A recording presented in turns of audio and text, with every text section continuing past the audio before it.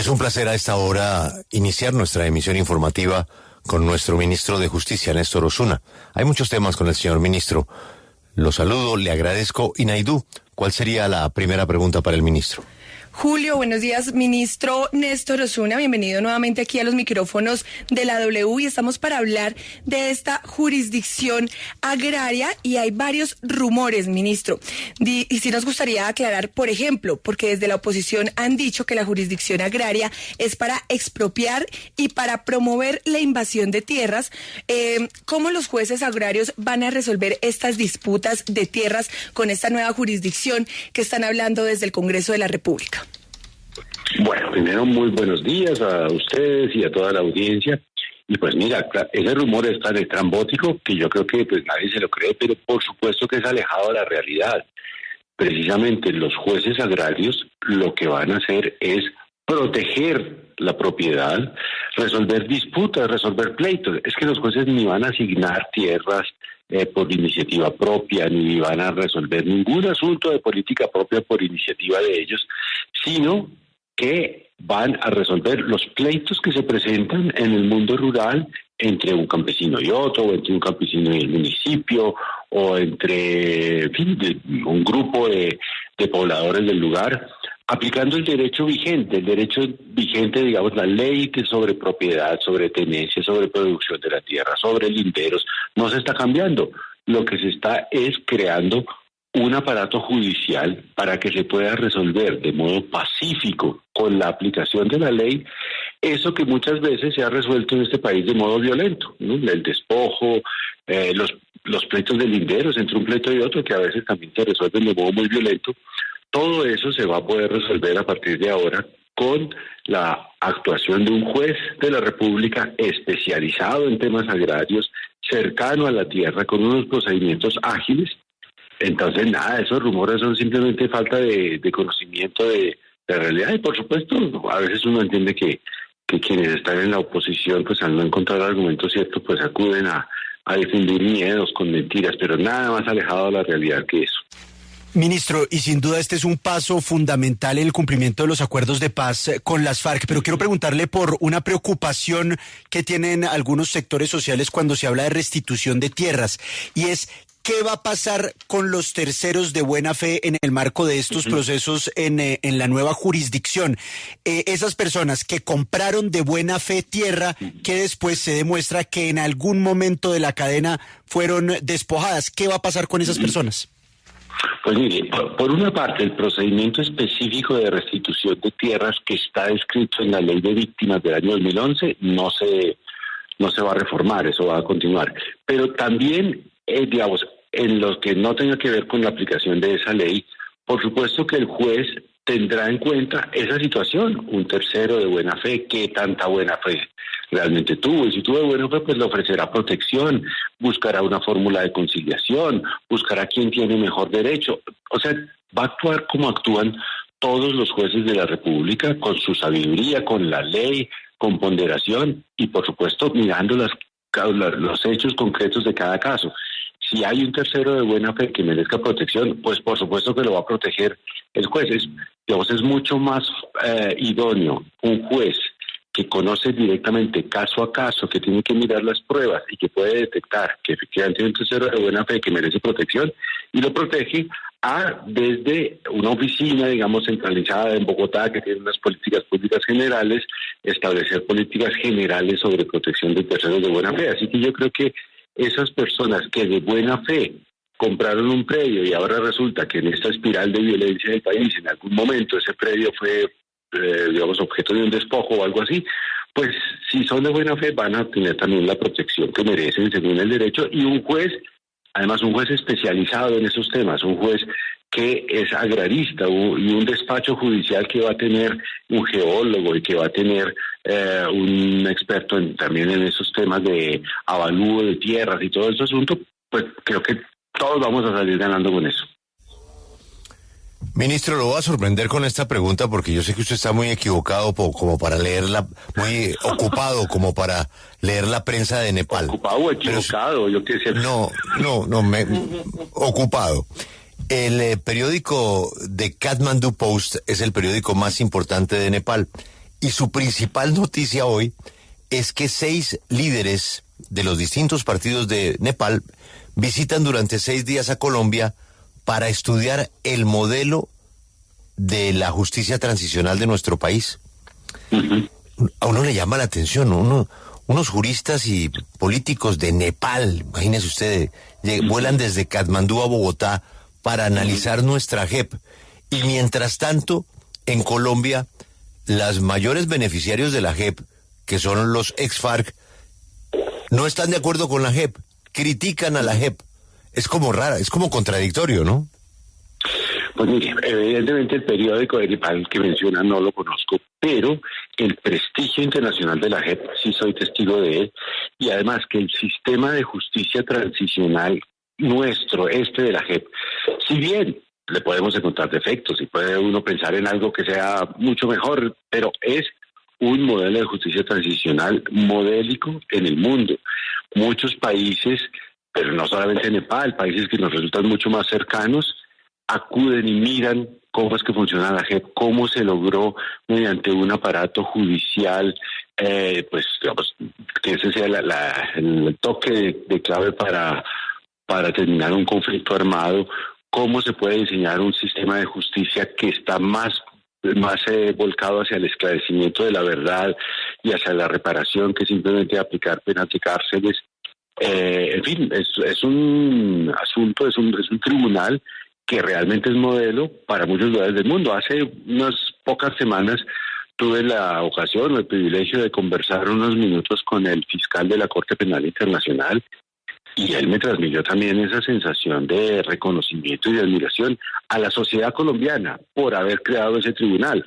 Por supuesto también a los miembros del tribunal y a su labor, pero él consideraba, digamos, como un fruto de una cultura jurídica y una política muy refinada, que mediante un tribunal, que digamos, para hacer el paralelo con la pregunta anterior, ¿no? Creación de jueces, unos jueces que son unas personas que saben derecho y que estudian papeles y todo, que eso puede resolver conflictos tan graves como un conflicto armado de tantos años o como conflictos de tierra, es mi primera pregunta. Esa es una cosa que nos distingue como sociedad, esa confianza en los jueces, esa confianza en el Estado de Derecho. Y yo, bueno, hoy estoy en Manizales, pero si estuviera en Bogotá buscaría a esos señores de Nepal para transmitirles también mis impresiones sobre la JEP y sobre el funcionamiento de la justicia transicional. Ministro, usted también está muy ocupado para estar buscando mensajes del pasado de esas personas que son tan activas en las redes sociales. Hay un señor muy amable que se llama Héctor Fabio Cardona, que me manda un mensaje que escribió el presidente en la red X, 26 de febrero de 2011. Dice Gustavo Petro: en mi ponencia de archivo al proyecto de reelección presidencial, dije que de aprobarse, Colombia pasaría a ser una dictadura constitucional. ¿Usted coincide con ese mensaje del presidente Petro? Sí, y además, mire, tengo la absoluta certeza de que el presidente rechaza la reelección, rechaza que se proponga la reelección suya, la propia, y que estamos todo el gobierno con el presidente a la cabeza haciendo todo lo que está a nuestro alcance para que en estos 4 años, que ya se volvieron 2 años larguitos, podamos cumplir con el programa de gobierno, podemos realizar la estrategia de cambio que se le ha planteado a la sociedad. Y ya, el 7 de agosto del año 2026, el presidente con los ministros que en ese momento todavía queden, nos iremos a la casa o a otras funciones, pero yo sé que el presidente rechaza la reelección, también yo la rechazo, y ahí tampoco hay que creer en rumores. Esa postura del presidente del año 2011 se mantiene. Pero, ministro, no son rumores, es que ya hay gente del pacto histórico, específicamente la senadora Isabel Cristina Zuleta, que está diciendo que ellos están trabajando en la reelección, y cuando el presidente Gustavo Petro habla sobre el tema, lo que dice es: a mí personalmente no me interesa para nada la reelección. Luego pues habla de los que se aprovecharon de ella, pero no la rechaza de tajo. Entonces por eso queda en el aire y queda la preocupación de si el presidente sí le va a seguir la cuerda a estas personas que están impulsando la reelección, porque son de su mismo partido. No, por supuesto que escuché a las declaraciones de la senadora Zuleta, libertad de expresión, libertad de propuesta política, Pero le aseguro, el presidente no está interesado en un cambio constitucional que contenga la reelección presidencial. Eso no forma parte del abanico de preocupaciones del presidente. Ministro, lo devuelvo al tema de jurisdicción agraria porque hay algo que me llama mucho la atención y que siento sigue faltando por regularse, y es el tema de la consulta previa. ¿Cómo queda esto allí en la jurisdicción agraria?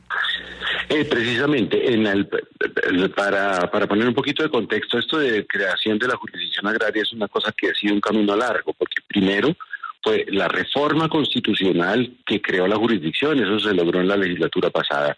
Y en este año estamos tramitando 2 proyectos de ley, uno estatutario que ya está para último debate, si no es hoy será el martes de la próxima semana el último debate en la Cámara, el plenario de la Cámara de Representantes, y el proyecto de ley que crea el procedimiento digamos agilizado, que es una ley ordinaria que está en este momento en la Comisión Primera del Senado. Tanto en la estatutaria como en la ley ordinaria está previsto la consulta previa cuando esa jurisdicción agraria tenga que ver con temas indígenas.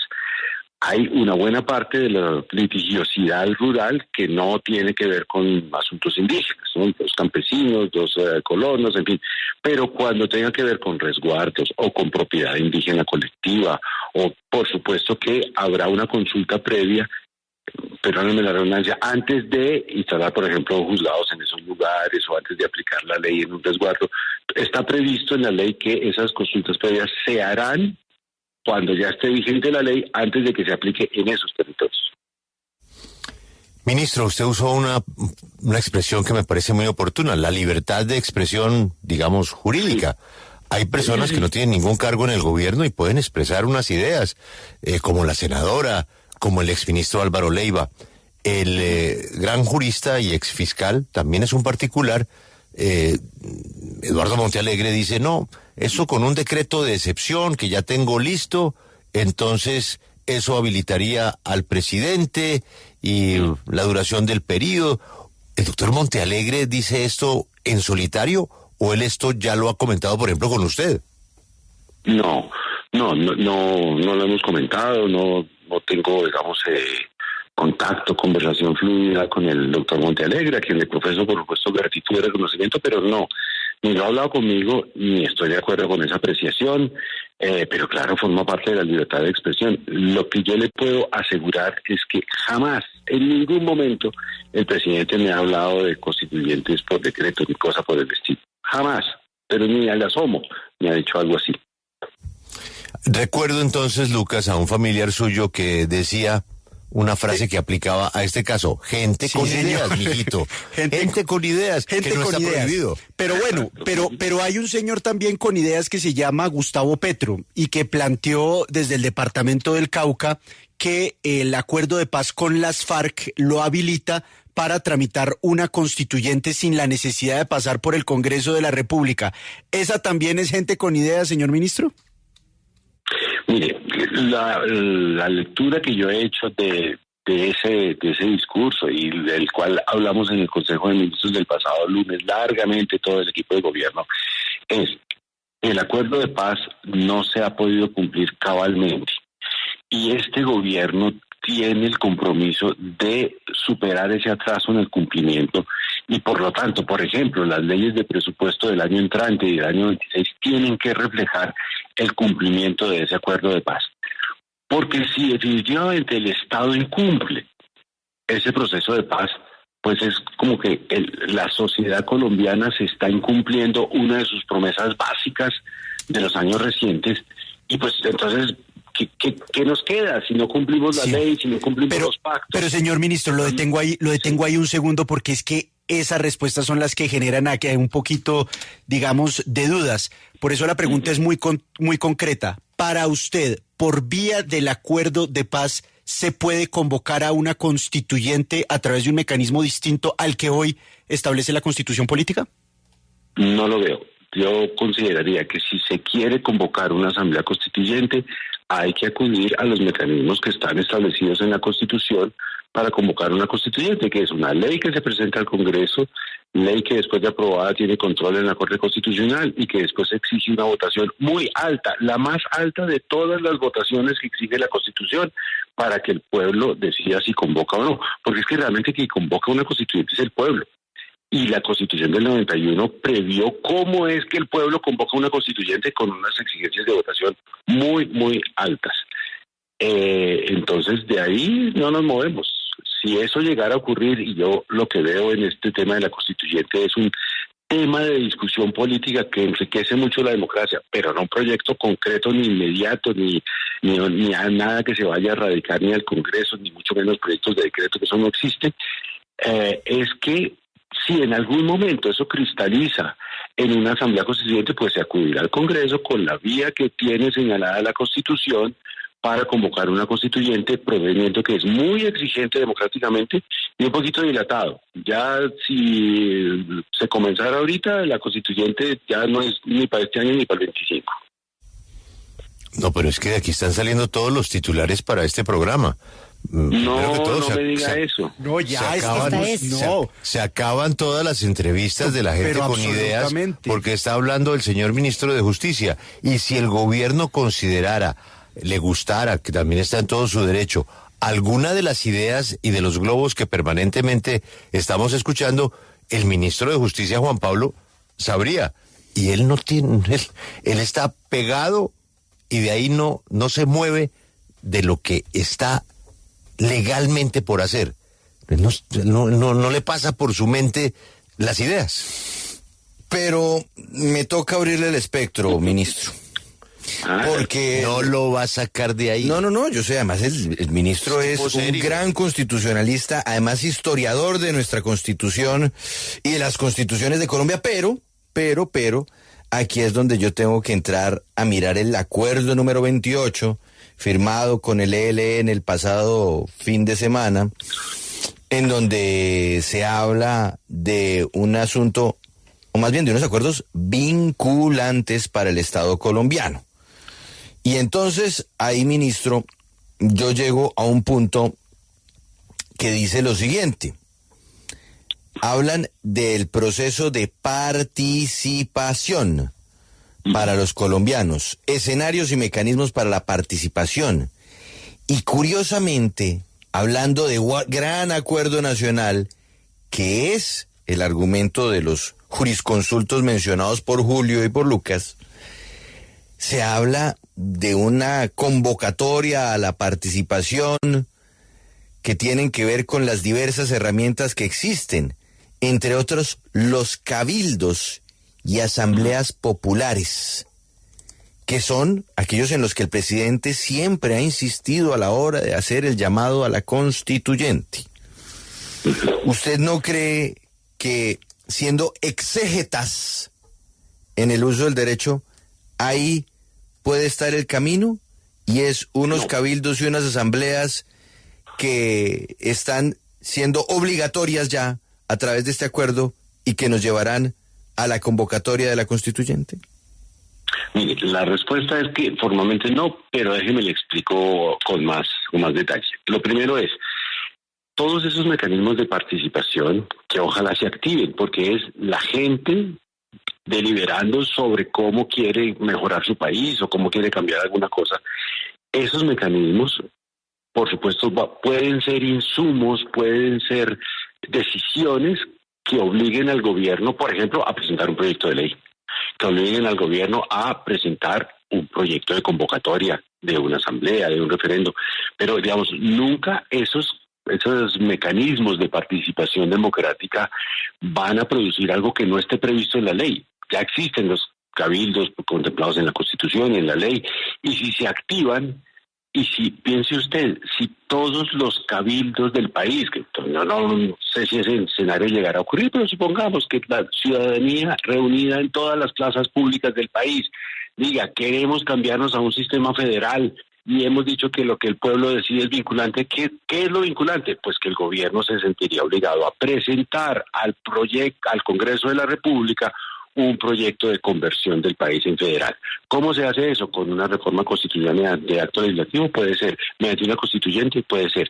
Pero todo eso está encauzado en mecanismos que no transgreden la ley, porque mire, por fortuna, la Constitución del 91 prevé todos esos mecanismos y los encausa. Entonces no se requiere, digamos, violentar la Constitución para favorecer participación popular. Ahora, usted dice, oiga, ministro, perdóneme porque ahí me toca pedirle una pausita, Porque usted dice, si salen los cabildos o la población en general a las plazas principales y alzan la voz pidiendo un cambio, es que en el mismo acuerdo con el ELN dice que habrá toda una estrategia de comunicaciones para las transformaciones, en donde se buscará alianza de medios alternativos, comunicación popular, medios públicos, medios masivos, para sensibilizar y comunicar a la población en torno a la construcción del gran acuerdo nacional.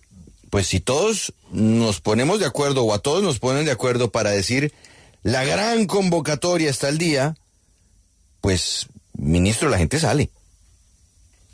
Sí, pero es que la palabra clave de ahí es acuerdo. Acuerdo no es un pedacito de la sociedad, no es acuerdo de los que ya están de acuerdo, no, es acuerdo con todos, ¿no? Por eso, varias veces el presidente ha dicho, mire, el acuerdo incluye a los partidos de oposición, el acuerdo incluye a todos. Un acuerdo nacional no es un acuerdo con los que ya están de acuerdo, perdónenme la redundancia. Entonces, claro, si hay un acuerdo nacional en ese sentido que incluye a todos, ese acuerdo nacional puede producir efectos que siempre estarán tramitados de acuerdo con lo que dispone la Constitución, porque por fortuna nuestra Constitución, que era donde yo iba, por ser relativamente reciente, bueno, ya va para 40 años, pero contempló esas posibilidades de convocar un referendo, de convocar cabildos, de convocar constituyentes. Entonces, no se necesita lo que ustedes decían, ¿cómo es? Ideas, personas gente con ideas, porque ya las ideas están en la Constitución de cómo tramitar esos posibles acuerdos. Claro, ministro, es que usted ha sido muy claro con eso y nos ha dicho que la vía, pues es la vía que está en la Constitución. Sin embargo, pues esa gente con ideas, otra vez vuelvo al presidente, también ha dicho que se puede hacer por medio, por ejemplo, de la Universidad Nacional. Y en medio de todo lo que está pasando en la Universidad Nacional, dice que se puede activar la Asamblea Popular y Estudiantil y el Poder Constituyente. ¿Usted qué opina entonces de eso? Bueno, entonces mire, es que ahí distingamos. Si se reúne, no estoy completamente seguro de si eso va a ocurrir o no va a ocurrir, pero se reúne una asamblea de todos los estudiantes o del número pues muy, muy alto de estudiantes de una universidad y decide que con su universidad va a hacer algo, una idea de un proyecto académico o de un proyecto político, qué sé yo. Y a esa comunidad de estudiantes se une la comunidad docente, se unen los administradores de la universidad, pues uno tendría que decir, pues la universidad decidió constituirse de modo distinto. Cuando el presidente habla de poder constituyente, sí, digamos, podríamos tenerlo como poder de decisión de los afectados y de los protagonistas de un ámbito decisorio. No es convocar una asamblea para reformar la Constitución, no, es si toda la comunidad de la Universidad Nacional decide cambiar el rumbo para algo de la Universidad Nacional, pues el rumbo de la Universidad Nacional tendrá que cambiar. Es como si todos los colombianos decidiéramos en algún momento que Colombia tiene que ser federal, pues Colombia será federal, porque el acuerdo de todos los colombianos dijo que fuera federal. Estoy poniendo un ejemplo que no sé si vaya a ocurrir, pero es como esa idea, mire, el constituyente no es un pedacito del pueblo, el constituyente no es el gobierno, el constituyente no son ni las redes sociales ni los medios de comunicación, el constituyente es el pueblo entero. Y si el pueblo entero toma una decisión, que ustedes me comprenderán, eso no es fácil, eso no es de un momento a otro, toma una decisión, como la tomó el 20 de julio de 1810, de decir no más España, pues quiere decir no más España. Como la tomó en el año 90, es decir, no más la Constitución del 86, sino una nueva, pues eso se hizo. De eso se trata, no se les requieren gentes con muchas ideas raras, no, eso ya está previsto por favor en la Constitución, en nuestra legislación, en nuestra cultura democrática también, y pues ahí se irá viendo qué es lo que decide el constituyente. Si el constituyente no decide nada, pues nos quedamos como estamos. Ministro, le quiero preguntar desde Washington por unas palabras que dio Rahul Gupta, el director de la Oficina de la Política de Control de Drogas de la Casa Blanca, y dijo él básicamente que respaldaba los esfuerzos de Ecuador, pero además de Colombia, en esa lucha, en esa búsqueda para combatir el narcotráfico. ¿Cómo reciben ustedes las palabras del señor Gupta? Muy bien. La verdad es que yo he notado desde que entré a ejercer este cargo un entendimiento con el gobierno de los Estados Unidos, una colaboración tremenda. Por supuesto que en esto de la política de drogas, históricamente cada uno de estos dos países amigos ha tenido sus intereses y ha tenido sus posturas, pero actualmente encontramos una enorme disposición a colaborar y una coincidencia, por ejemplo, en esto de que no se trata simplemente de erradicar cultivos de hoja de coca, que eso no ha servido a lo largo de muchísimos años. Se trata de una estrategia, ellos utilizan mucho la palabra estrategia holística, es decir, una estrategia que enfrente el tráfico de drogas, el consumo de drogas, la producción también, y que le ofrezca una alternativa a toda esa gente para salir de ahí, que el consumidor pueda salir de ser consumidor problemático, que el narcotraficante se tiene que ir a la cárcel, eso sí no hay nada que hacer, que el cocalero productor pobre pueda pasarse a producir otros productos, pueda sustituir las economías. En eso hemos encontrado una sustancial coincidencia y yo, digamos, he podido, creo que, obtener provecho para nuestro país de esa relación fluida y de esa comprensión con el gobierno de los Estados Unidos, así que me reconforta esa declaración y sé que seguiremos adelante en esa relación bilateral fructífera en esta materia. La última pregunta, señor ministro, tiene que ver con el jefe de la oficina, la oficina La Inmaculada, en el occidente colombiano, un temido jefe de bandas criminales que desde la cárcel sigue operando, amenazando, intimidando. Ese señor nos contactó y aquí hizo una exposición sobre la posibilidad de también hablar, buscar un escenario para ayudar a la tranquilidad en las cárceles y sobre todo en las calles de Tuluá, donde la gente pues le tiene pánico. Y pues se reciben comentarios, gente con ideas, ¿no? Con ese señor no hay absolutamente nada que hablar, que se quede en su cárcel. Y otra gente dice, pero si el señor puede ayudar a pacificar, se compromete a la no repetición, a la reparación y ayudar a las autoridades con la información que tiene, si se ha hecho una mesa de paz con tanta gente, ¿por qué no hacerla con el más temido del occidente colombiano? ¿A usted le suena esa idea? Sí, lo estamos pensando con la oficina del Alto Comisionado de Paz. Quisiera mencionarle sobre ese punto específico lo siguiente. Por supuesto, al gobierno, ¿qué es lo que más le interesa? Desarticular la banda de la Inmaculada, como desarticular todas las estructuras criminales. En vista de lo que este señor dijo en la entrevista con ustedes, que yo la escuché plenamente, y su llamado de que quiere ser escuchado y de que tiene algo que decirle al gobierno, pues sí estamos pensando en buscar un mecanismo de escucha. Por supuesto, que nos conduzca a datos, a una desarticulación más pronta, más fácil y ojalá pacífica de esa estructura de la Inmaculada. Este señor, alias Pipe Tuluá, ya está sometido a la justicia, está condenado a muchos años de cárcel. No tiene nada que someterse a la justicia porque ya fue sometido por la fuerza del Estado de Derecho a la justicia. Pero sí, él ofrece colaboración efectiva, certera, datos, información que permitan desarticular esa banda y que permitan traer, por supuesto, sosiego y tranquilidad a Tuluá, pues puede ser una buena hipótesis. Sí, con el comisionado de paz estamos pensando cómo articular esa posibilidad. Gente con ideas. Imagínese que levantara la orden de asesinato del alcalde de Tuluá, que él mismo reconoció, está vigente hoy, así como... Sí, eso me parece tan macabro. Sí. Eso es una cosa increíble. Y sí, usted lo tiene asesinado. Sí, lo voy a matar por esto y por esto y por esto. Óigame, ¿esto qué es? Ministro, muchos titulares. Pero fíjese, ministro, que en el caso del señor Tuluá, gente con ideas, ¿no? Gente con ideas. Así es. Pero ¿qué tal que el señor ayude a desmantelar la Inmaculada por cuenta de esa conversación? Porque el señor ya qué beneficio va a recibir de todos los crímenes que ha confesado y todo el peso de los castigos que tiene encima.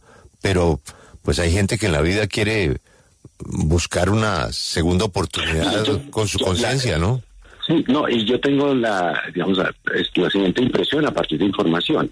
La verdad es que la policía ha actuado de un modo muy eficaz y muy certero contra esa banda de la Inmaculada, y digamos que no tienen ellos el margen de acción que tenían hace unos meses.